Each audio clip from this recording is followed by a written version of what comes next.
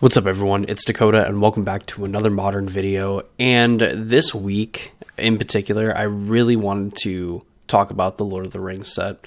It is kind of this weird anomaly in these kind of straight to modern sets where there's a few firsts. I think it's kind of a controversial set, at least when it was released. And I think overall, since its release, I think Modern has been in a pretty good place, given even some of the problems and stuff that we'll kind of highlight in kind of this video. So I kind of want to talk about the set, just kind of like my personal feelings. I think the in general feelings of like the mass public of Magic players when this set came out, and just really talk about it because I don't think it gets enough attention. I mean, this was a pretty crazy set in terms of like the power level of cards that ended up actually getting released into the set, and the fact that this was a straight to modern set that didn't feature any like Magic characters. This was all based on the Lord of the Rings mythos. So I thought it was really cool. As y'all might probably know, like I do kind of like these universes beyond like crossover sets and things like that. So some of the things that we're just going to talk about today. But before we do that, of course, if you are not already subscribed to the channel and you want to see more videos like this, as well as other Pioneer content and modern/longer form content, please consider subscribing, ring the notification bell, so you know when those videos get posted. If you go into the links down below, there's one for my Discord server. If you want to go ahead and follow that link and join over there, talk about Magic, all that fun stuff, I'd be happy to have you there. And of course, not happening this week, unfortunately, because we have the RC in Denver, and Randy's actually pretty good at Magic, and he's getting to play in the regional championship out there. So no episode of the Casual Spikes this week, but we'll be hoping to go live again next week, or I guess rather record next week. We don't really do it live, and talk about the RC and kind of the stuff that we saw from that event, and maybe compare it to like the regional championship in Ghent that took place over in Europe about a few weeks ago now at this point. So if you want to see, we have a few episodes, check it out, all that fun stuff. Now that I kind of rambled on pretty long about that, let's go ahead and talk about Lord of the Rings Tales of the Middle-earth, the straight to modern set that wasn't a Horizon set. So up to this point, I believe Horizon sets are pretty new, in the grand scheme of things in Magic. The game's been around for going on 31 years now. And we got like Modern Horizons was our first set where these cards are going to be directly printed into Modern. It was kind of a change of pace from the normal, like, we're going to print Modern Masters, or we're going to print a Master set, and it's just filled with a bunch of reprints of cards that were already legal in the format, maybe that needed reprints due to price, lack of availability, whatever the case may be, and it created kind of like this fun limited event, this limited format, kind of centered around it. And I mean, drafting Master sets, opening Master sets, they were a ton of fun, and Modern Horizons kind of changed the game.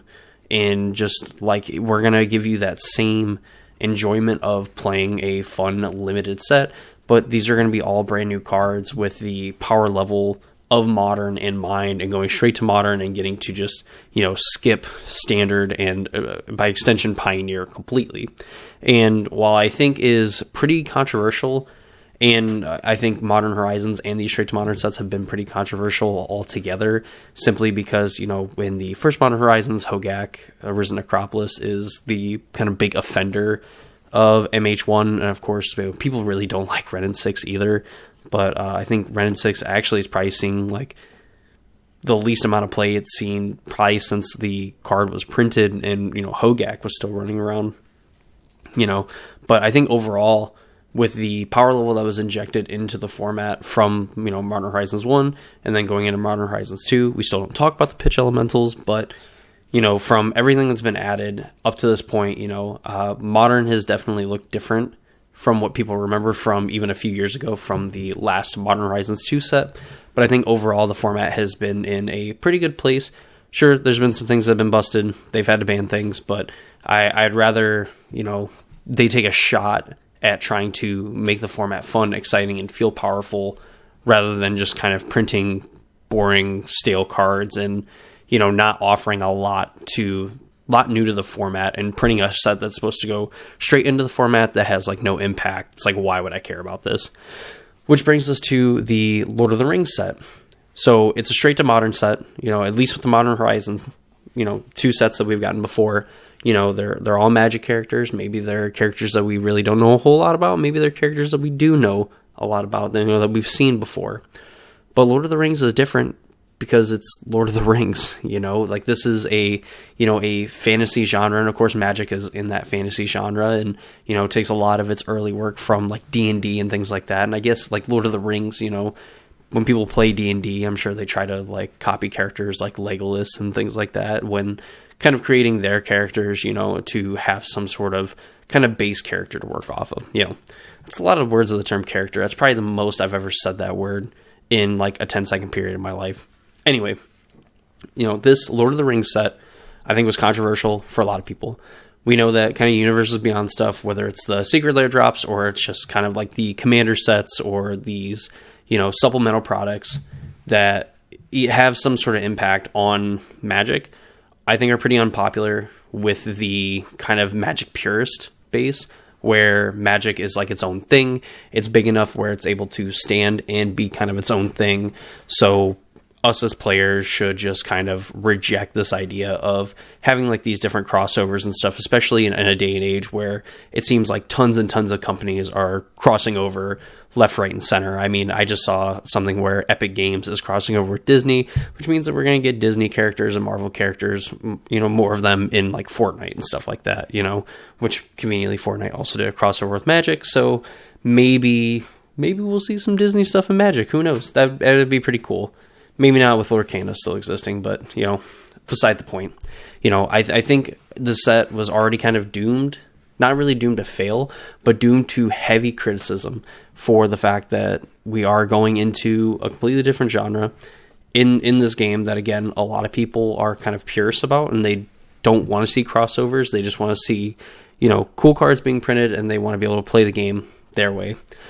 But kind of going off that as well, if they try to do this and it sucks, where, the cards don't make an impact on the format, that, again, like Modern Horizons 1 and 2 would have been stopped pretty short if, we didn't have cards like Ren and 6, if we didn't have the pitch elementals, we didn't have Force and Negation, we didn't have, the reprints of fetch lands and stuff like that. That would be really all the sets are, known for, is just they reprinted fetch lands, they gave us some other cards that see some fridge play, that's it. That wouldn't be a reason to care about the set. So here we have Lord of the Rings, a popular,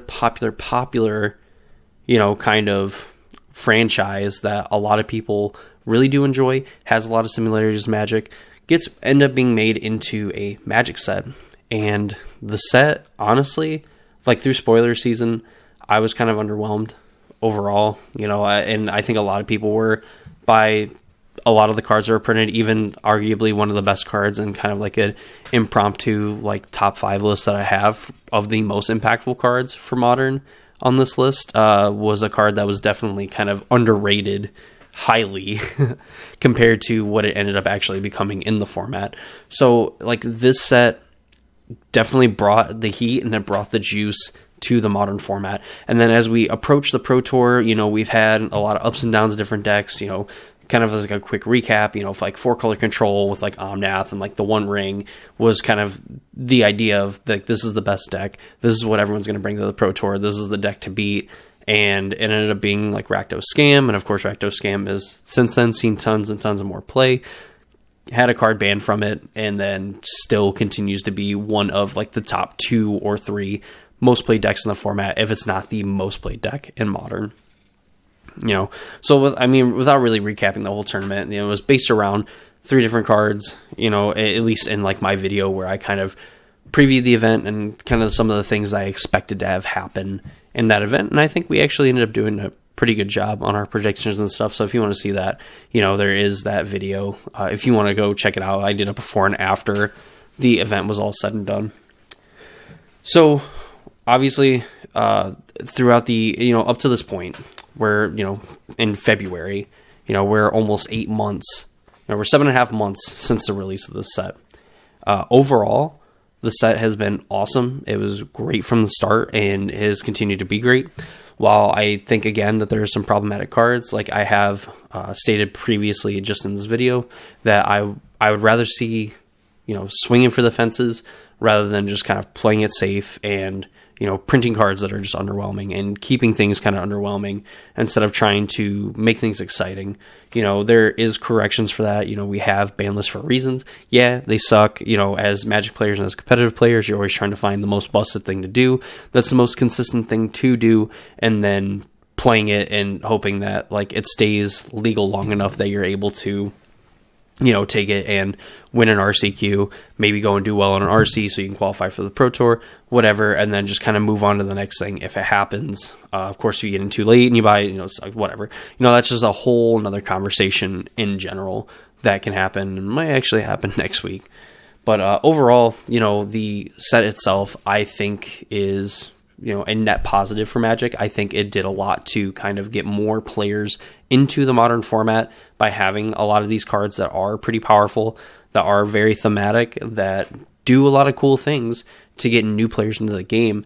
And while as a competitive player, people don't necessarily care about getting newer players into the game, but to continue to have the support for older formats and the support for the game in general, you need to find a way to bring new players in. This is a new way to bring new players in, and I think this is a very good way and a healthy way of bringing those new players in. I've talked about it not really at length, but that I think Universes Beyond is a net positive, and there's even some people in Discord as well that have told me that they've wanted to play Magic, they want to get into other formats and stuff because of the different crossovers and stuff that are printed in those sets, whether it's just a Commander product or whether it's straight sets. We're actually getting a straight to modern Assassin's Creed set that's going to be coming out this year in 2024. I think if it's anything like the set that we're talking about here in Lord of the Rings, it's going to be a slam dunk home run, and it's probably something that we're going to see it mixed in with Modern Horizons and things like that, or it could potentially even just replace Modern Horizons in entirety, or at least it'll get pushed off even farther, where maybe instead of every other year, it's every few years. Who knows? That's just kind of how Magic goes. It kind of rolls with the punches. Things change and the environment changes as players kind of express their opinion on how things are going. So overall, I think that wraps up my thoughts and ideas of the Lord of the Rings set. I'm going to get into some honorable mentions. I'm going to list, my 5 most impactful cards, and then we'll just kind of wrap it up all at the end here with some of those thoughts. Because, again, this set was very impactful for Modern for very different reasons. Again, I think it brought a necessary level of power creep to the Modern format, while also putting in and injecting cards that are a lot of fun to play with and a lot of cool things that you can do with those cards. So without further ado, let's go ahead. I'll get into some honorable mentions, and then we'll get into my 5 most impactful cards from the Lord of the Rings set. So real quick, we'll get into some honorable mentions. I have Elven Chorus as the lower end of the honorable mentions. Elven Chorus is a card that people were playing pretty often in the Ogmod sideboards and these green decks, where your creatures could end up helping you cast spells, and you can cast creature spells from the top of your library. It is just a way that you could draw cards without really drawing cards. Part of the reason being that there is a creature in particular that shows up on this list that this is a way that you can kind of get around it without triggering it. And then, also, getting some pseudo card advantage as well. So it's a pretty neat card. It doesn't really see much play anymore because mostly decks have kind of moved off of it and have different tools to kind of work with. But Elven Chorus there for a short time was definitely a sideboard staple, or at least a sideboard consideration and a strong player to kind of be put into the 75 somewhere to kind of play around that card in particular. And then also, again, just being kind of a way that you can get some card advantage in some of those grindier creature and grindy matchups in general. Next, we have Forge Anew. This card really only saw play in Hammer for kind of a good reason. When it enters the battlefield, you return target equipment card from your graveyard to the battlefield. As long as it's your turn, you may activate equip abilities anytime you cast instant, and then you can pay 0 rather than pay the equip cost of the first equip ability you activate during each of your turns. So if your opponent ended up smashing a hammer, putting it in your graveyard, guess what? You play Forge Anew, you get it back to the battlefield, and then you can equip it instant speed, which is really important when you paired it with flying creatures like Ornithopter and the Inkmoth Nexus, to where you could just instant speed equip and then deal a bunch of damage to your opponent, and they wouldn't really be able to block because your creature had flying during the blocker step, and then after they make their blockers priorities pass, you equip the hammer to it, they are no longer able to block it, even though your creature doesn't have flying. When things like that change, you don't get to go back and redo blockers. Excuse me. English is very hard, and it's surprisingly my first language. So really, you would only see this like in hammer decks. Of course, there was some niche applications with Stoneforge Mystic where you could go and get like Batterskull, or you could get like Cauldron Complete, and you could put them into play, and like that in itself was already pretty good. You get a 4/4 Vigilance Lifelink, or you get a 5/5 with like Indestructible, Trample, Haste, and whatever else, and you exile a creature that's dealt damage by it and whatnot. But you could also move those equipment onto other creatures and, get in for bigger damage and getting to do it at instant speed as well. It ended up being like very powerful. It was like another way to play like a pure steel paladin, and you didn't necessarily need Metalcraft to do it. So Forge Anew definitely made its mark on those decks. I don't think it really sees play in them now, which is kind of unfortunate, kind of in the same vein as like Elven Chorus. But this card was pretty spicy and really sweet when it was actually legal. Well, not when it was legal. It's not like I actually got banned, but when it was like good, it felt like it was really great, and just kind of gave you this kind of like resiliency and another dimension to kind of fight on, as it was, a Sigarda's Aid and a Pure Steel Paladin all mixed into one card. Finally, we have Flame of Anor just on the outside, and it's a card that still sees play. It sees a lot of play in just blue-red decks, period. While just getting to choose one mode on this card really isn't that good. Usually when you get to choose two modes, it's really good. So you get to choose one, and if you control a wizard, when you cast the spell, you may choose two instead. So you would see decks playing like Mutavault. They would tap their Mutavault for mana and then activate it. And Mutavault has all creature types, so you would technically have a wizard, which means that you could cast Flame of Anor to choose two modes, and your opponent really couldn't interact with it unless they could blow up your land. Because by the time that you cast the spell and you choose the modes, you already controlled a wizard. If they destroy the Mutavault, then, it does kind of suck because you get Stone Rain a little bit. But you still get to choose two modes on it.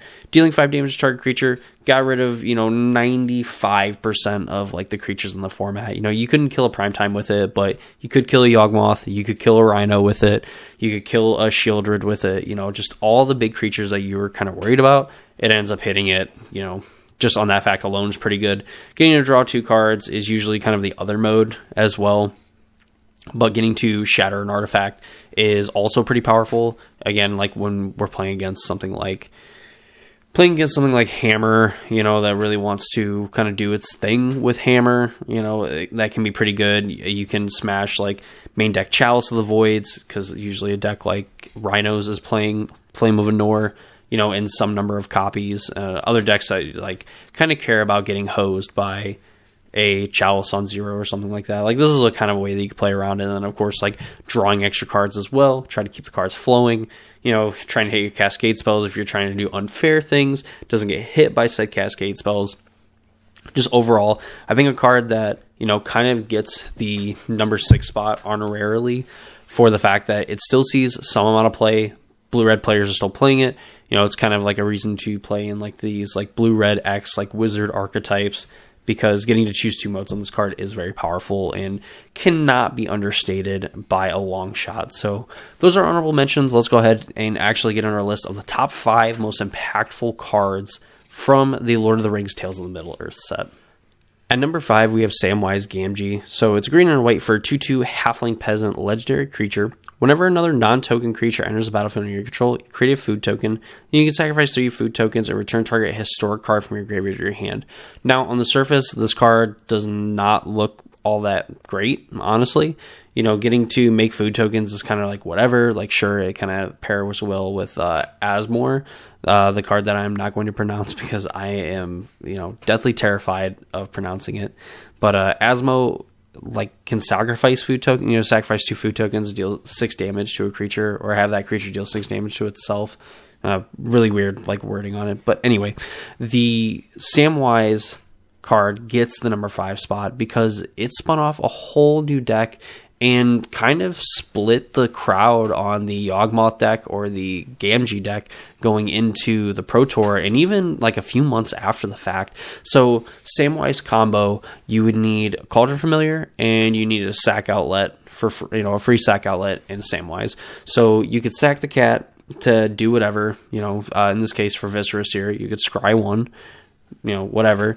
And then as long as you had a food token, you could sacrifice the food token, bring the cat back. And then you had a non-token creature in the battlefield under control, so you create a food token, then you sack the cat to scry, and then whatever. And then the cat has an enter the battlefield trigger that drains your opponent for 1 life, and you gain 1 life, effectively creating a loop that your opponent will not be able to stop. And if you have like just a bunch of food tokens in play, like you're playing like Gilded Gooses and things like that, you're able to have multiple food stacked up. So even if you're, you know, you sack the cat to scry, the cat's already in your graveyard. Like, okay, I'm going to kill your Samwise. It's like, okay, I'm going to sack a food and attempt to bring back the cat. And if your opponent's like, oh, I have another removal spell. And you say, all right, I'm going to sack a food to bring back the cat. And then you can just continue to combo like with their triggers and, you know, with their spells still in the stack to try to kill your Samwise or maybe kill your sack outlet, maybe exile your graveyard, whatnot. You know, this deck was very versatile in that way. It kind of ended up flaming out quite a bit here at the end, and you know, we see Yawgmoth as the second most played deck, or like the third most played deck in the modern format as it stands, and like a dark horse of being one of the best decks in the format, where Samwise combo like really doesn't show up. I'm sure there's people out there that still play it, and there's people probably still trying to innovate on the deck, but by and large, if you're playing kind of like these creature combo decks, you're leaning more towards playing Yawgmoth than you are Samwise. But it did create a relevant modern archetype that ended up being like pretty good, and just, you know, this card was kind of like the engine. It was like you needed this card for the engine to work, and you know, it played its role. So to me, at least, the fact that it spawned an entire archetype and is a reason why an archetype is good, more so than like Flame of Anor, is the reason why Samwise gets the number 5 spot for me here.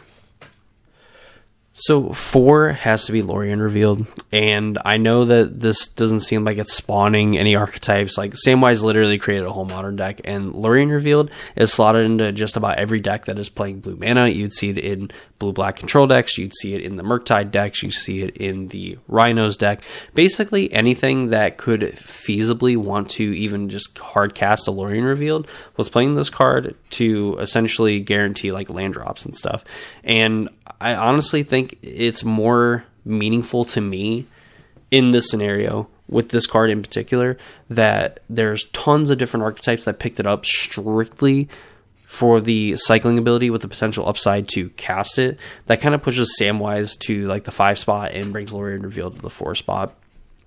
It always feels backbreaking when your opponent casts a Lorien Revealed and just to draw 3 cards.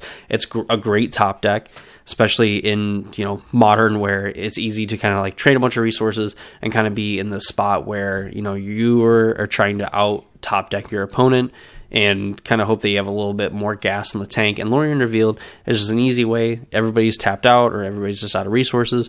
Boom, I'm going to draw 3 cards, and then on my next turn, I'm more than likely going to be able to slam a haymaker that you're not going to really have a good time to have a hard time dealing with.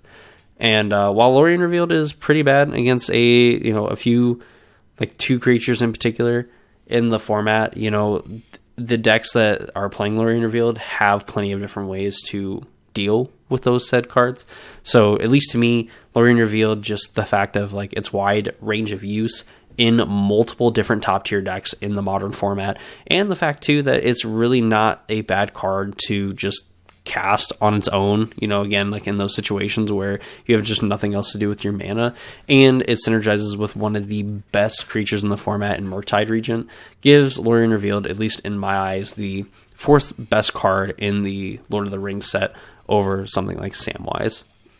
All right, to me, here on out, these are haymakers. These are like absolutely, like when you think of the Lord of the Rings set and like the cards that are impacting the format, these are the cards you think about. And Delighted Halfling is number 3, like really, because the other 2 cards on this list are easily the best cards, probably not only in the set, but like in the whole format as well. So Delighted Halfling is a, 1 mana 1/2 Halfling Citizen that can tap to add a colorless mana, or it can tap to add 1 mana of any color, and you can only spend this mana to cast legendary spells, and then that spell can't be countered.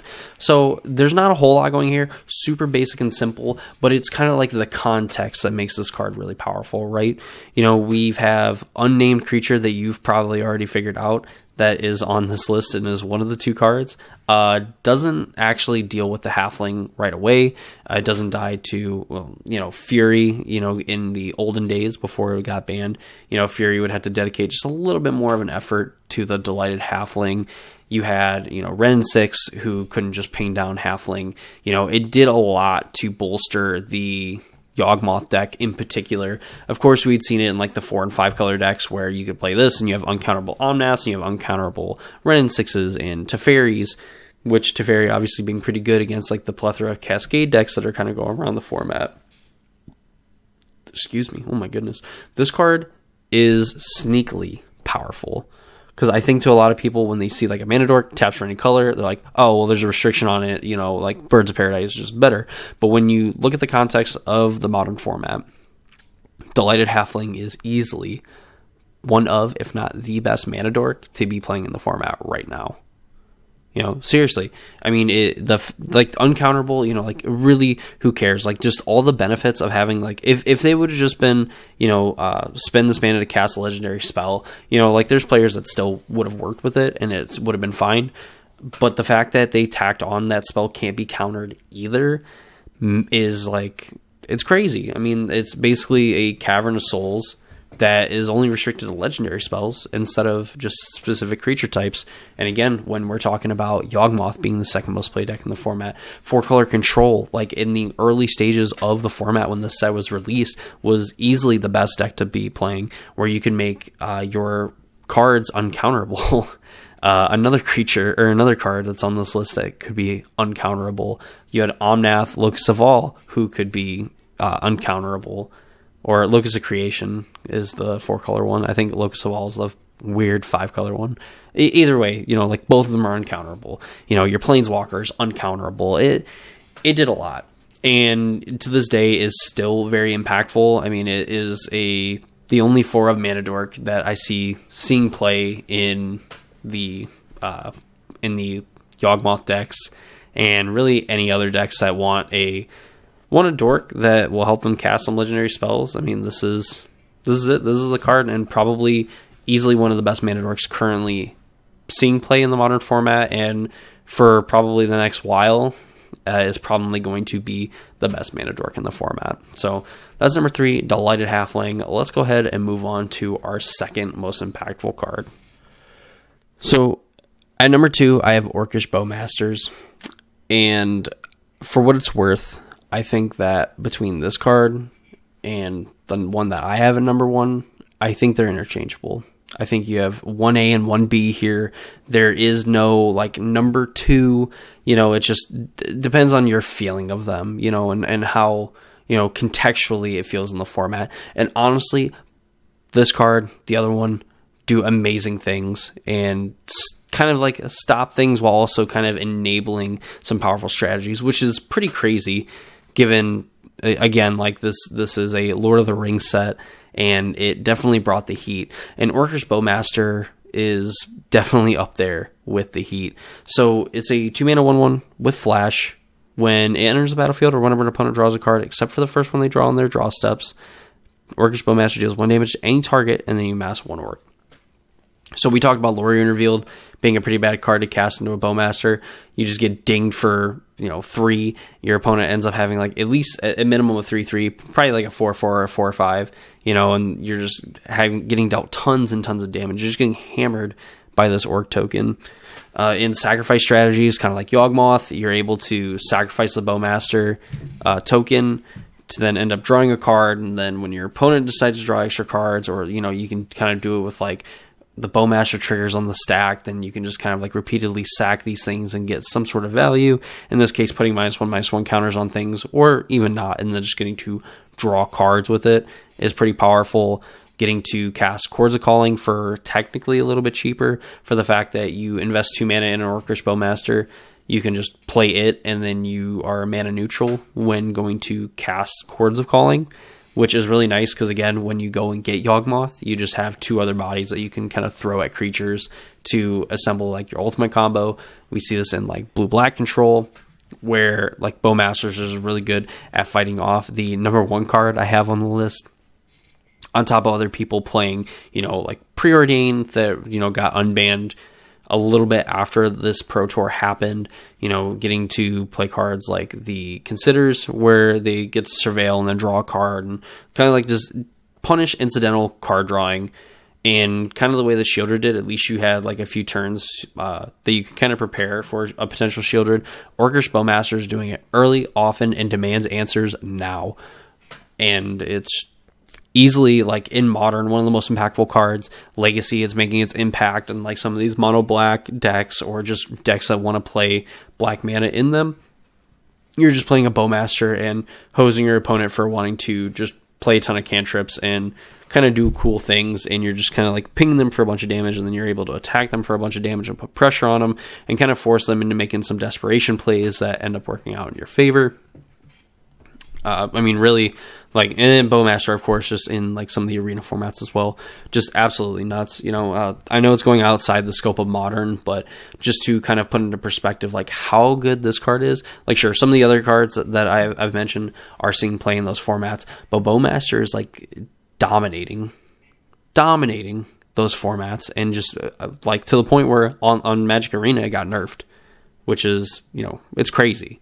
And they still think it's okay. So, yeah, Orcish Bowmaster, to me, is probably, at least the best creature in the set. Is probably the best creature in the set.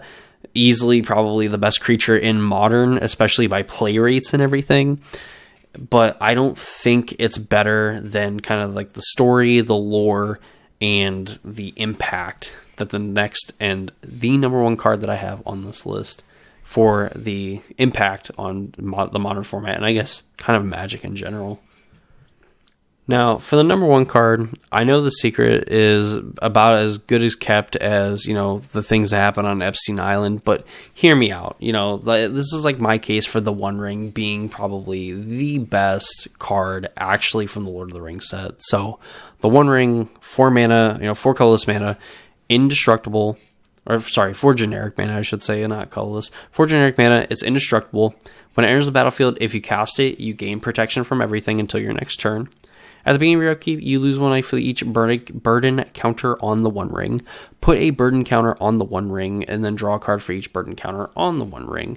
And that's its tap ability. So, the One Ring. Obviously, it's integral to the Lord of the Rings story. While I have not ever watched like the Lord of the Rings, I understand that the ring is kind of important. You got Schmeagol, My Precious, whatever. This is kind of like what people felt like when they saw the card. It was definitely on the low end of hype. People were thinking like Commander card. 4 mana has to do a lot in Modern, and this just over the course of how many turns will finally do something, and then you're going to end up losing life. And then players found out that we have Teferi Time Raveler. They found out that we have Prismatic Ending. They figured out that we have plenty of different ways that we can reset the burden counters put on the One Ring. And the fact that the burden counters don't go on the player, but they go on the ring itself, just meant that we could abuse the One Ring. So casting it, no big deal. For 4 mana, people were already playing kind of like Utopia Sprawl kind of like effects. They wanted to play the Delighted Halflings, and you could cast this card earlier, and then you could even pay colored mana technically to cast it to make it uncounterable. It's indestructible, so your opponent's like random abrades and things like that couldn't just take out the One Ring, and it just drew an obscene amount of cards. And the busted thing that kind of came from it was the fact that on your upkeep is when you would lose the life instead of when you activated the card, which, in kind of like the same way that kind of broke Orcish Bowmaster is kind of the way that breaks the One Ring. So imagine with me here, you activate it on your opponent's end step, you put your first burden counter on it, draw a card, and then you untap, you trigger the One Ring, you lose life, then you're going to tap it, you're going to draw 2 cards, and then insert, playing another One Ring and getting to Legend Rule it, and then you have protection from everything again for another turn, and then you get to draw another card.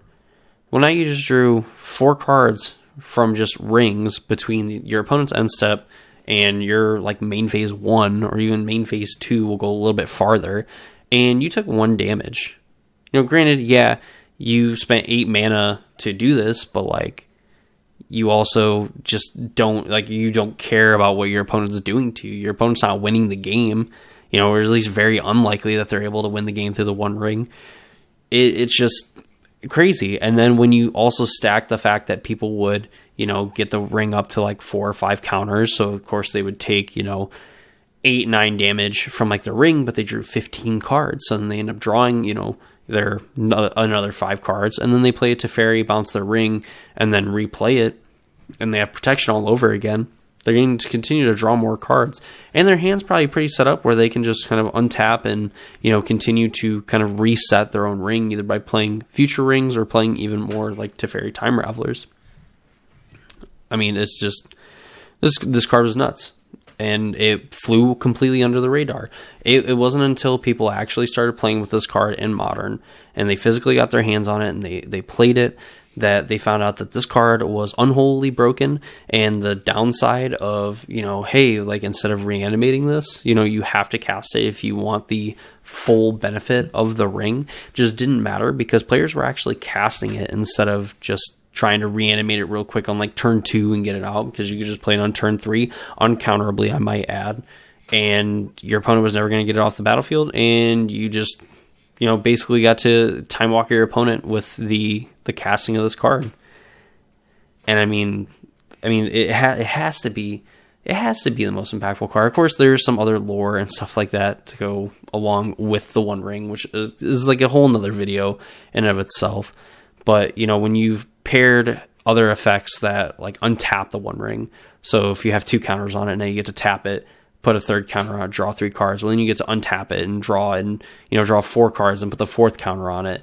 And it's like, now you just drew 7 cards for 4 life. And when the kind of the line in the sand is like 1 life for 1 card or 2 life for a card, and you're getting like 0.6 life per card, that's a winning rate. Like, that's just spells disaster for your opponent. It's hard to get rid of. Of course, like Bowmaster in a way kind of counters this, but at the same time, you know, when you're drawing like that many cards, like you're only worried if you're at a a relatively low life total. But like when you play the 1 ring and you get the protection effect, and then you just keep like an older ring and you activate and draw a bunch of cards, then you're just protected from Bowmaster pings, and you just drew a bunch of cards. So to me, the 1 ring is the most impactful card, and there will definitely be a video in the future kind of detailing the 1 ring, and of course all the marketing and things like that went with it, you know, to kind of circle and close off like the mythos of the set in general, and just how good it was for Modern, how impactful it was, and how much it meant to the format, and how overall I think it was a net positive for Magic. And I look forward to, you know, seeing what happens with the set in the future. You know, if we see these cards kind of reprinted in other supplemental products, I think it would be pretty hard because they are Lord of the Rings themed, but nonetheless, you know, we could see them in future product, and how the Assassin's Creed set that's going to come out later this year is going to turn out. So that's going to do it for me in this video. A lot longer of a video than I intended it to be, but I had a lot of fun kind of reminiscing and kind of going over my thoughts for, you know, just the Lord of the Rings set in general. So I hope you all did the same and enjoyed. Please leave in the comments down below what your favorite card is from the set, what you loved about it, maybe what you hated about it. You know, feel free to let me know in the comments down below. Please leave a like on the video if you enjoyed. Subscribe to the channel, ring notification bell so you know when future videos get posted.